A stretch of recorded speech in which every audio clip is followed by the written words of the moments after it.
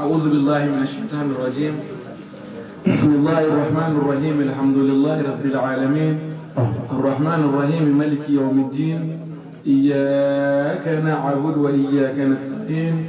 اهدنا الصراط المستقيم صراط الذين أنعمت عليهم غير المغضوب عليهم ولا الضالين. رب اشرح لي صدري ويسر لي أمري واحلل عقدة من لساني يفقهوا قولي. سبحانك لا علم لنا إلا ما علمتنا. يا همة الشيخ حضور لنا في هذا المحضور لتعطف بنظرة تأتي لنا بالظفر. ألا كان نبتو منه ألا كان أملو ألا كان أملو ألا كان نصف شعبان شايا ألا كان ألا كلا كانوا باي كان كمانيون كانوا باي كان ألا كانوا باي ألا كان كأجينا ندين همي بلا جريلا أكيد لا لا لا دو ساموسا بدون نامي فرنجونغا أنا شيخ في الشيخ إبراهيم ينتهو أيوة باكينا كان يشوف بيننا ما يا الله سبحانه وتعالى جاتكم كان يشوف بيننا ما يا الله سبحانه وتعالى جاتكم أيوة أما فعلنتي ألم يعملن سراك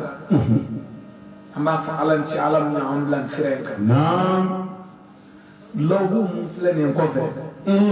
سبب دوا فاجر إحياء ليلة النصف من الشعبان فذكرهم بأيام الله كو سمولو مامونا كيتان دورو وينا مالي أنا حاجة جديدة الله سبحانه وتعالى قبل بولا مدو الله سبحانه وتعالى يدنيدا أما تويتي الله سبحانه وتعالى يرفعنا دعما تويتي أندرا كندوريكم أندرا نقولوريك أندرا كين واتي دو فنادي وقو فنكر واتي لكم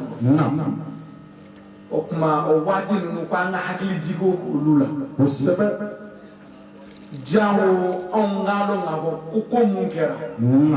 Allah subhanahu wa ta'ala ma barka do dum fuila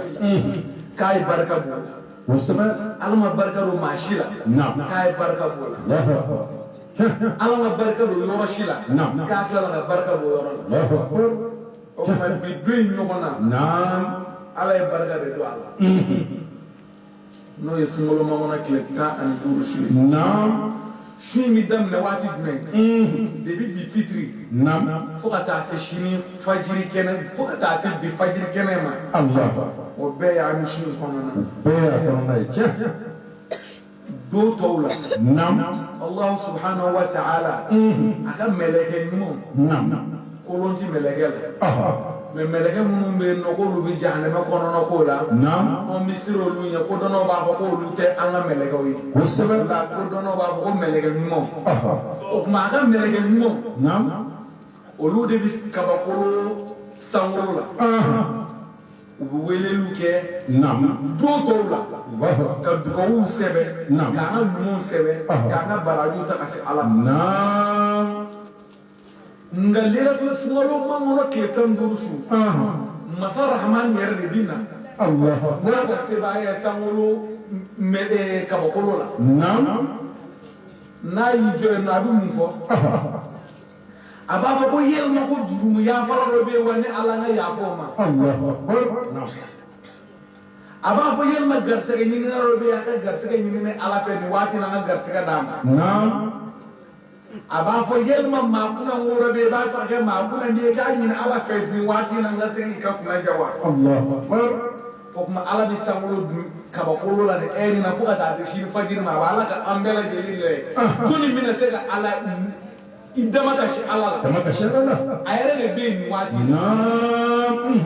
ko kuma kala sala be ko dono maso aka temeti usbe o wala ta alfa on ngana nyine ni ndombe ngo masar hamani ko baw ka ko amma me ko